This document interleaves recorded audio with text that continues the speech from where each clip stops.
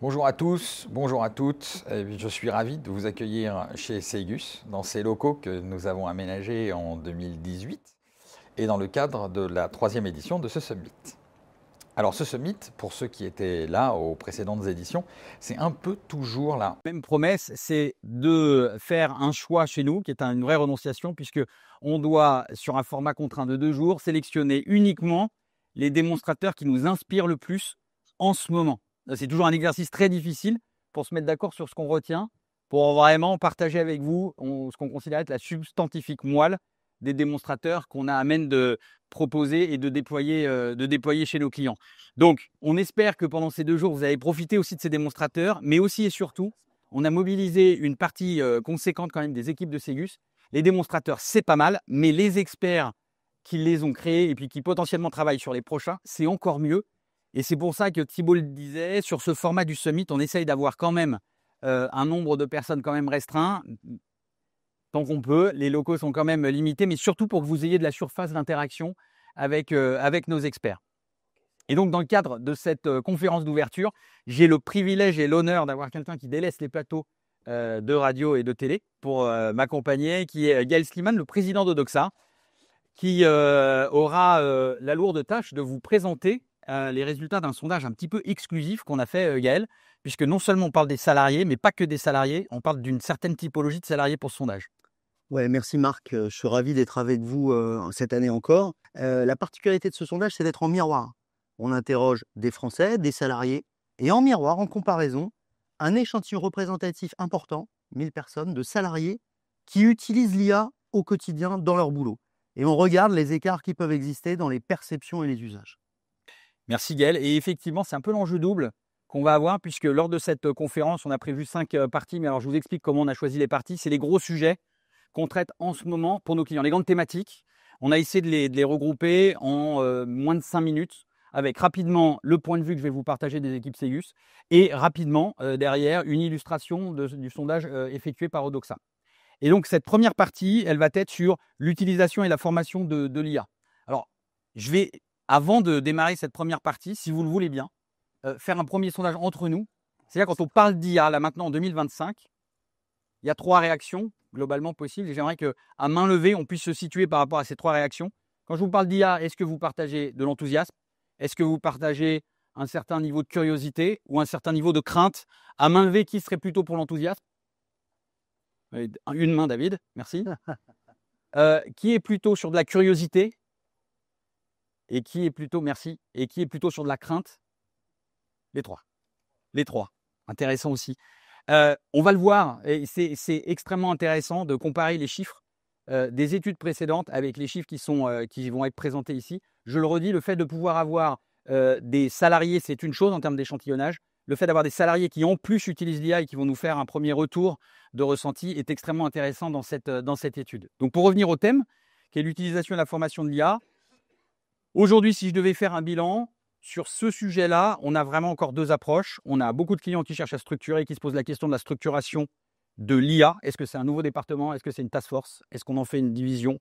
Est-ce qu'on crée une antenne groupe et après des relais au niveau des différentes antennes? Je parle évidemment des grands groupes.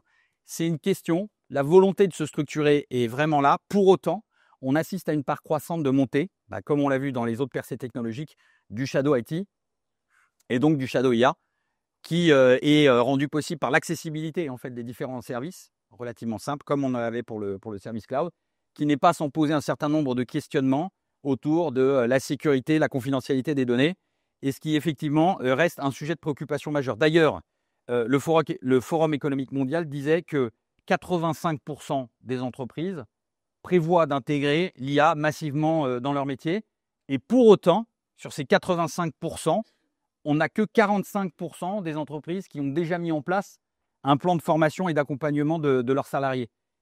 On pourrait se poser donc légitimement la question, et c'est un peu le sujet sur lequel les équipes Seigus travaillent aujourd'hui, c'est comment est-ce qu'on crée un schéma d'adoption et de formation pour des services et des technologies qui ne cessent d'évoluer. C'est-à-dire le temps où qu'on va passer à définir le plan de formation, peut-être qu'au moment où on va être capable de l'opérer, les services vont déjà être différents, peut-être on en aura souscrit de nouveaux. Et donc, c'est une véritable question, et je vais commencer là-dessus, Gaël, pour les premières questions. Sur le sondage, est-ce que tu peux nous éclairer sur la façon dont les initiatives IA se développent dans les organisations françaises, donc les entreprises françaises? Est-ce que les entreprises forment effectivement, là, en 2025, leurs salariés à ces outils? Et dans quelle mesure est-ce que ces salariés-là, ils ont recours à des solutions qui ne seraient pas potentiellement celles de leurs entreprises?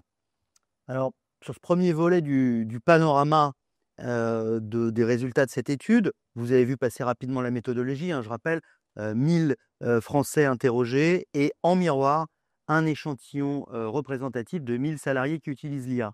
Premier élément, comment dans l'entreprise, les initiatives liées à l'IA ont été développées pour les salariés qui nous disent utiliser l'IA?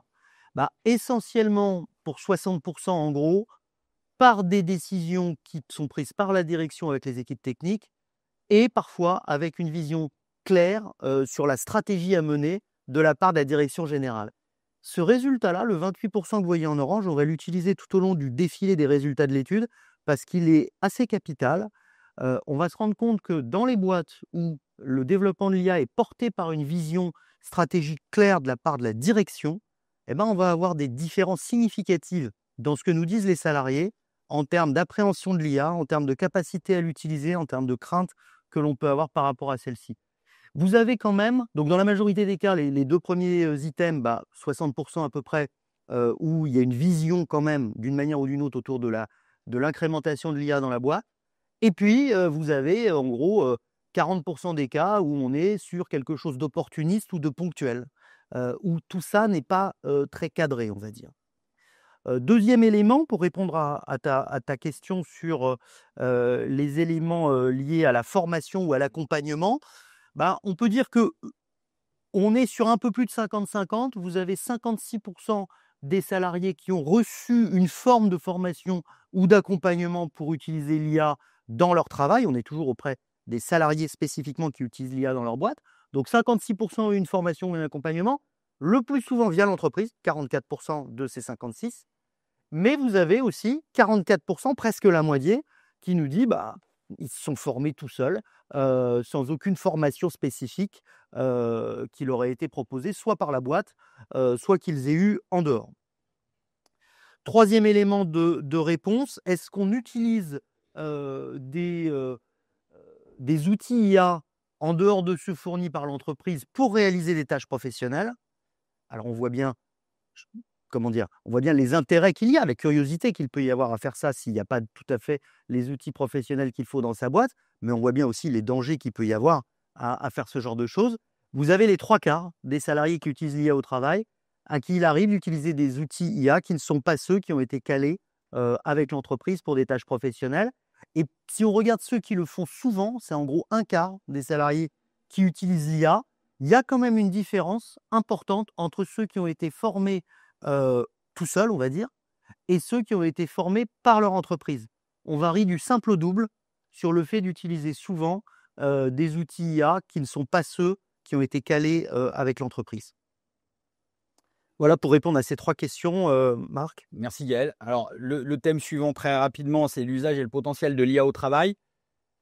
3 éléments d'observation peut-être à vous partager dans le cadre de nos missions. La première chose, c'est, si je devais vous le résumer, les 12 mois passés, ça a été un peu l'avènement de l'IA générative. Alors, on en parle depuis longtemps de l'IA générative. Néanmoins, le champ d'application en entreprise, où l'on voit qu'on déporte une partie de sa production personnelle vers l'IA, ça a été plutôt le cas cette année. Là, sur l'étude de McKinsey de 2024, c'était 63% du temps de travail qu'on consacrait à générer du contenu. On peut le passer à l'IA. Là où sur l'automatisation de tâches à proprement parler, c'est moins de 60%. C'était l'année dernière 43%. Donc ça donne une idée. On va le confronter tout de suite aux chiffres 2025 des salariés pour voir dans quelle proportion et quels usages est-ce qu'ils font vraiment de l'IA au quotidien. Deuxième élément, par rapport au ressenti des collaborateurs. L'année dernière, je vous rappelle, au Summit, on disait l'élément principal en termes de sentiment, c'était un peu de crainte, un peu d'appréhension. Est-ce que je vais me faire remplacer? Est-ce que les données sont souveraines, etc. Ce qu'on constate, c'est que pour des personnes qui utilisent l'IA en production, comme je vous en parlais tout à l'heure, gestion de contenu, production de contenu, et qui utilisent depuis 6 mois, 80% d'entre eux en moyenne se disent très optimistes par rapport à leur utilisation de l'IA. Et quand on pose la question, est-ce que vous pourriez vous en passer, ils disent non. 80% d'entre eux, donc c'est lié vraisemblablement au temps que l'on passe à véritablement utiliser l'IA, parce que quand on pose la question aux salariés qui viennent de se voir accéder à des services d'IA, donc qui vont changer, c'est complètement différent. On est à 35% de ressenti positif. Donc 35% au début, après 6 mois, 80%. Donc l'utilisation et le fait de manipuler changent véritablement le niveau d'appréhension qu'on a de ces technologies. Et l'autre sujet que je voulais vous mettre un petit peu en avant là, sur le potentiel de l'IA au travail, je crois que c'est le World Economic Forum, si je ne dis pas de bêtises, qui disait, non pardon, c'est Goldman Sachs qui disait que pour eux, sur l'IA générative, qui, soit dit entre nous et sans entrer dans des débats d'experts, l'IA générative, qui est une sous-partie, sous-partie de l'IA, ils considéraient rien que sur cette partie qu'on pouvait augmenter le PIB mondial de 7%, Goldman Sachs. Mais ils disent que sur ces 7% d'augmentation du PIB mondial, on n'en captait que 10% de son potentiel. Donc, les sujets d'observation, c'est oui, c'est utilisé de certaines façons. On va voir un peu comment les Français l'utilisent. L'autre sujet, c'est oui, les salariés sont plus enclins à l'utiliser et on parle mieux quand ils l'utilisent réellement. Mais pour autant, on n'en capte qu'une partie du potentiel. Question pour toi, donc pour le coup, Gaël. Quel est l'usage qui est fait véritablement de l'IA aujourd'hui en entreprise? Quelles sont les tâches qui sont principalement utilisées? Je crois que dans le sondage, on est rentré un peu plus dans le détail et c'est éclairant. Et est-ce que les salariés lui font confiance? Est-ce qu'ils en exploitent le plein potentiel? Alors, premier élément, première question, les tâches utilisées en matière d'IA au travail. Ben, on a essentiellement de la génération de texte, d'images ou de vidéos via des outils comme ChatGPT par exemple. On a aussi à des niveaux très importants, vous voyez les 2,40%, l'automatisation de tâches administratives et l'analyse de données. Et puis, on va utiliser 2 fois moins à peu près tout ce qui est support client ou marketing, communication. Pour recrutement RH, on est encore en dessous à 8%. Ce qui est intéressant, c'est que les moyennes des sondages, comme toujours, peuvent être fausses individuellement ou par catégorie. Quand on essaye de segmenter les résultats et qu'on les compare, par exemple, parce que tous les résultats de l'étude qui vous sont présentés seront disponibles pour ceux qui le demanderont, et si Saegus le souhaite, puisque c'est le commanditaire de cette étude, par sexe, âge, profession, taille d'entreprise, nature du job effectué, etc. Ce qui est éclairant, c'est la taille de l'entreprise. Vous avez un différentiel dans les tailles d'entreprise qui fait que dans les petites boîtes, on l'utilise presque autant pour les volets marketing que pour analyse des données, 26% versus 32%. Et à mesure que l'on augmente, que l'on rentre dans des entreprises plus importantes, on voit qu'on l'utilise de moins en moins pour des volets marketing, communication, puisqu'il y a certainement des services spécialisés qui s'occupent de ça et ce n'est pas Monsieur Duchemin ou Madame Durand de se débrouiller avec. Et en revanche, on l'utilise beaucoup plus pour l'analyse des données. Deuxième élément intéressant sur le sujet, c'était ta question sur la confiance. Alors, moi, c'est ma question préférée, peut-être, parce qu'elle est très simple. Et vous avez un très joli miroir. Si vous regardez en bas, en moyenne, les salariés français sont encore une nette majorité à ne pas faire confiance aux outils d'IA dans le cadre de leur activité professionnelle. 55% des salariés français nous disent « je ne fais pas confiance à l'IA ». C'est clair, 44% lui font confiance. Et puis, vous avez l'autre camembert, c'est les salariés qui utilisent l'IA. Vous vous rappelez les 2 échantillons. Là, c'est exactement l'inverse. C'est plus 44, c'est 90% qui font confiance à l'IA. Donc, on l'avait déjà vu, tu l'as évoqué, Marc, avec d'autres études. Essayer l'IA, c'est l'adopter, pour reprendre des vieux slogans de réclame publicitaire. Et on se rend compte que ceux qui l'utilisent, et plus on l'utilise, plus c'est vrai, estiment qu'à la fois ça fonctionne bien, que c'est utile, on va rentrer dans le détail après, et puis qu'on ne peut pas s'en passer, c'est ce que tu avais indiqué juste avant. Donc ça, c'est sans doute le résultat le plus spectaculaire dans l'effet miroir.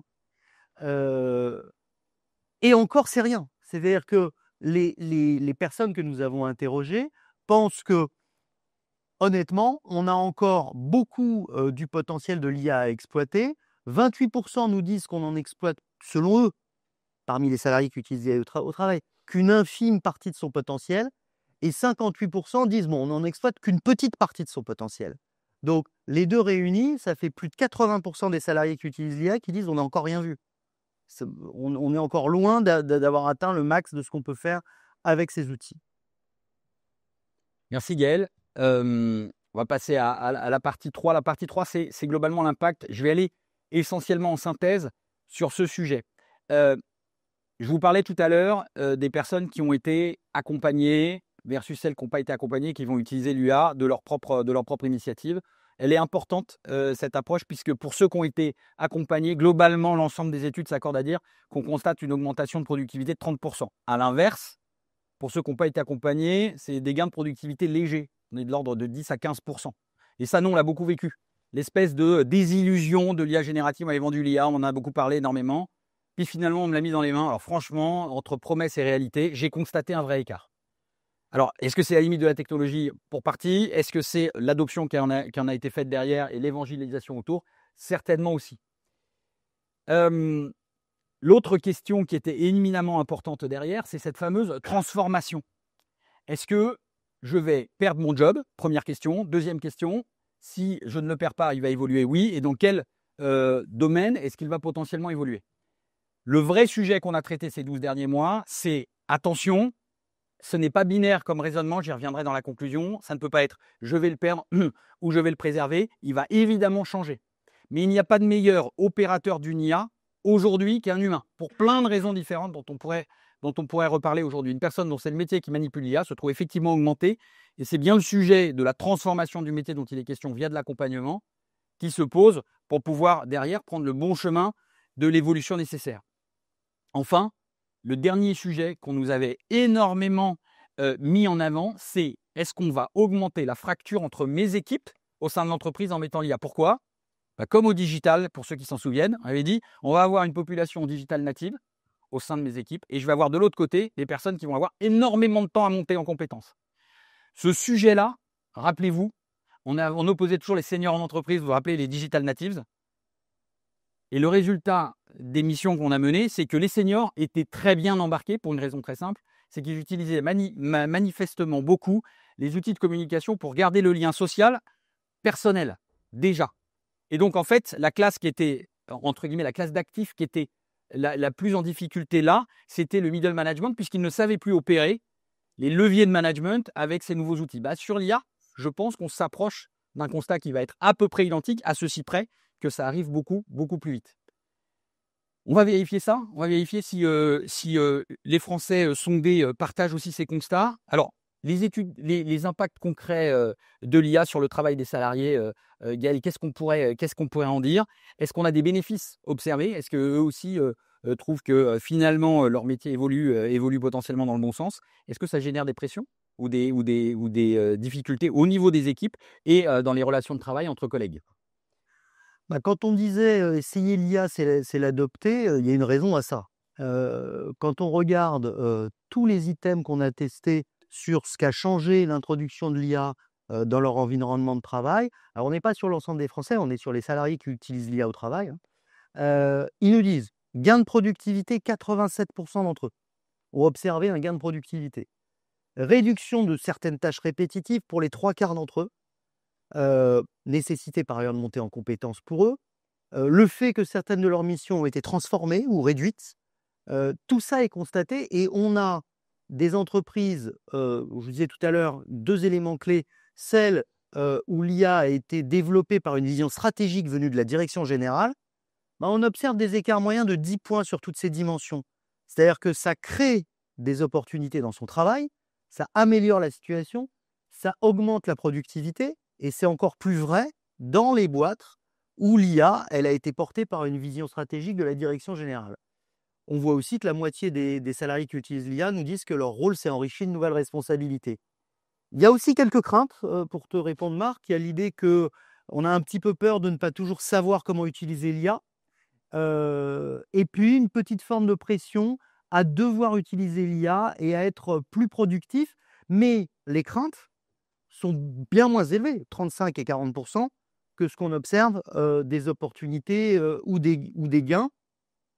Et sur la crainte de ne pas toujours savoir comment utiliser l'IA, on voit quand même qu'il y a une corrélation avec l'âge des salariés concernés et que plus on est âgé, alors vous voyez des gens qui ont des âges canoniques, plus de 50 ans, alors, nous disent, j'en connais, qui nous disent que ça leur fait un petit peu peur.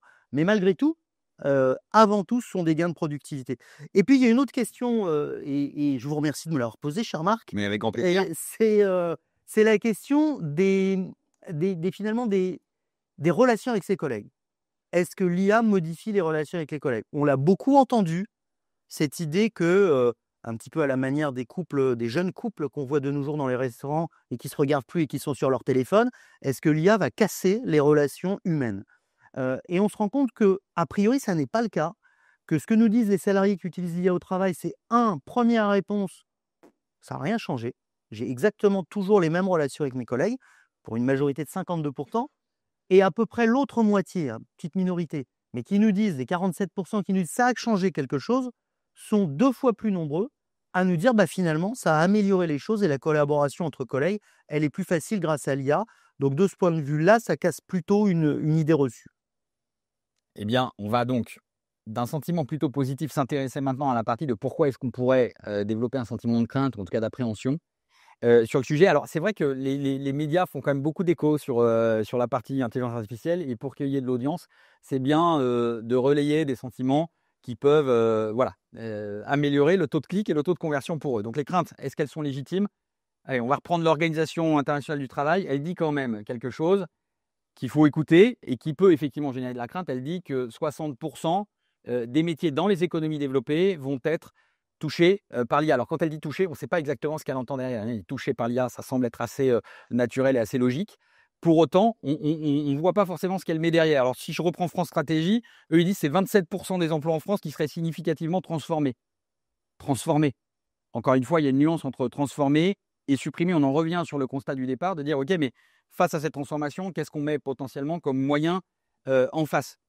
Dans le même temps, et par rapport à ces annonces-là qui disent « Oulala, mais attention, l'énorme majorité des métiers dans les économies développées, et en l'occurrence sur les prestations intellectuelles, vont être amenés à changer, surtout sur les cols blancs », on rajoute à ça un sujet sur la confidentialité des données. Et là, on va parler un peu de souveraineté.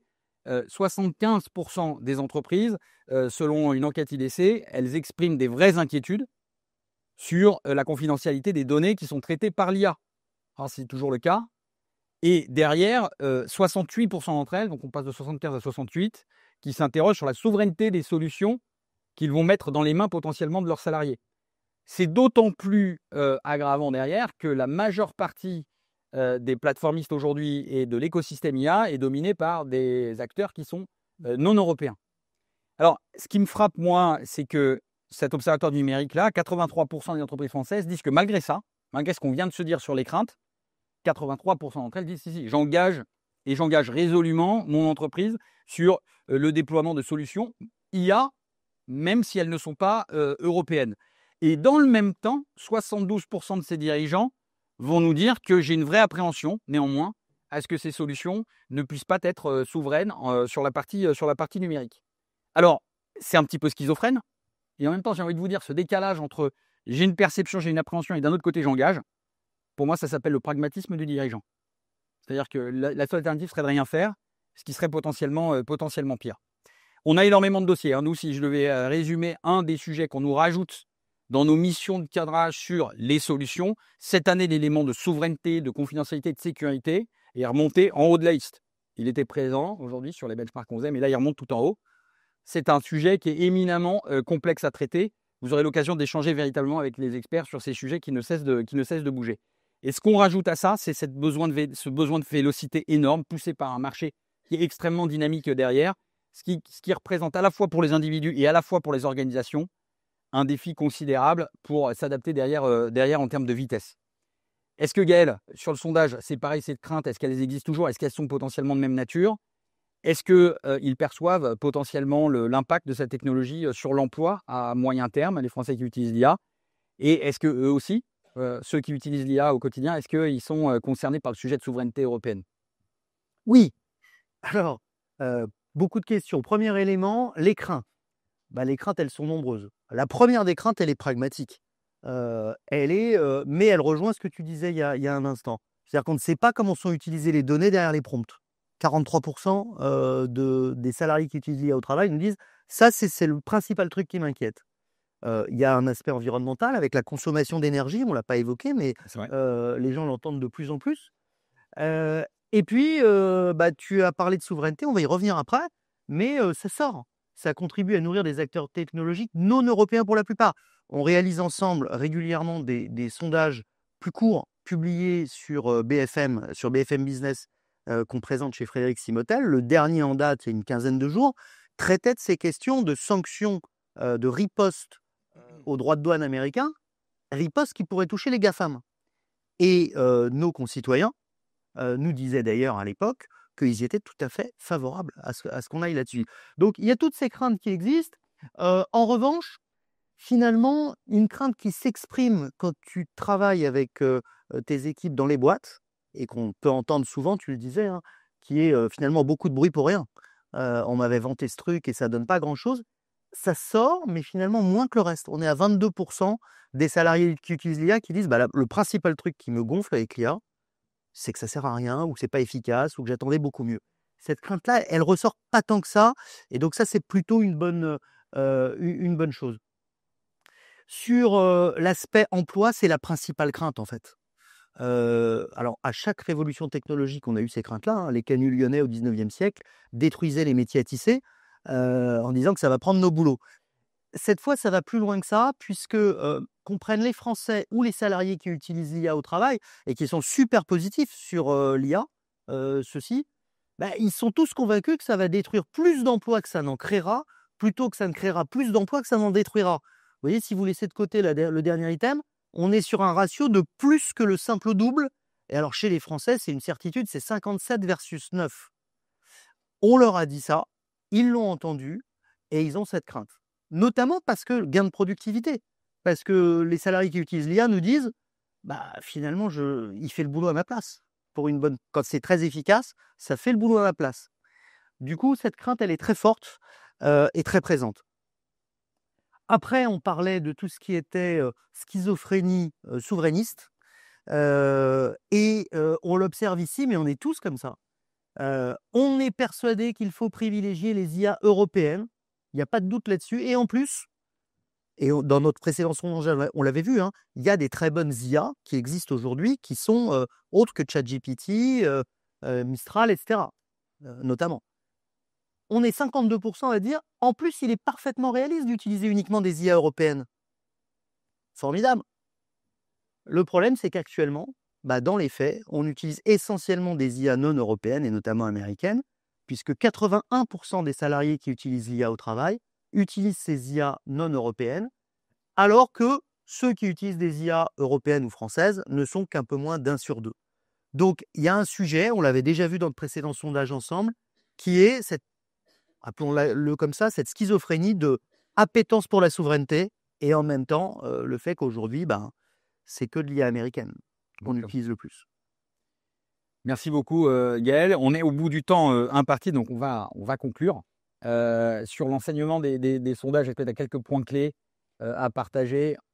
Moi, comme on a très peu de temps, je vous résumerai ça en 2 points clés finalement. Cet aspect essayer l'IA, c'est l'adopter, c'est-à-dire le fait que sur les résultats de l'étude, on voit que plus on est en utilisation de l'IA et plus on est en confiance par rapport à celle-ci. Et le second plan, c'est pour bien essayer l'IA et l'adopter, il faut être formé à ça. Il faut être dans des entreprises où tout ça ne s'est pas fait de manière irrationnelle, à la va comme je te pousse, mais avec une vraie stratégie de la direction. Et que c'est quand il y a une vraie stratégie de la direction, une orientation globale donnée à tout ça, une impulsion, qu'on observe une plus grande efficacité dans l'usage de l'IA et beaucoup moins de crainte aussi chez les salariés qui l'utilisent. Donc c'est peut-être l'enseignement majeur. Et souvenez-vous de ce 45-90. 45% de confiance chez les salariés français en général, 90% chez ceux qui utilisent l'IA, et encore plus chez ceux qui l'utilisent avec une volonté liée une impulsion par la direction. Merci Gaël, je vais compléter pour moi la conclusion qui rebondit beaucoup sur tes points. Et c'est très compliqué de conclure parce que vous voyez que c'est un parcours qu'on est en train de faire sur l'IA. On ne va pas de transfo A à B, on va à A', et puis après on se retrouve encore sur le point suivant. De ce qu'on constate aujourd'hui, et avec toutes les précautions qui s'imposent lorsqu'on parle de ce sujet, j'appellerai en tout cas dans les analyses, dans les prises de position à beaucoup plus de nuances que ce qu'on trouve aujourd'hui au travers des médias, donc s'intéresser peut-être plus aux médias spécialisés, au retour d'expérience terrain, qui permettent d'avoir justement cette complexité d'analyse et surtout adapter notre analyse à la situation donnée par rapport aux efforts et aux moyens qu'on va investir dans l'IA. Comme tu le disais d'ailleurs Gaël, l'expérience transforme le regard. C'est vrai pour tout et c'est encore plus vrai pour l'IA quand on voit des retours d'expérience de plus de 6 mois sur l'IA. Oui, la vie des salariés change, les idées changent, les interactions changent aussi. On n'en a pas parlé, mais on constate aussi beaucoup sur les retours qui nous ont été sur la partie quali. C'est j'utilise l'IA depuis 6 mois. Est-ce que je trouve que mon travail est mieux qu'avant? Oui, je trouve qu'il est mieux qu'avant parce que précisément ce que je vais faire, c'est de l'intelligence émotionnelle, c'est de l'empathie.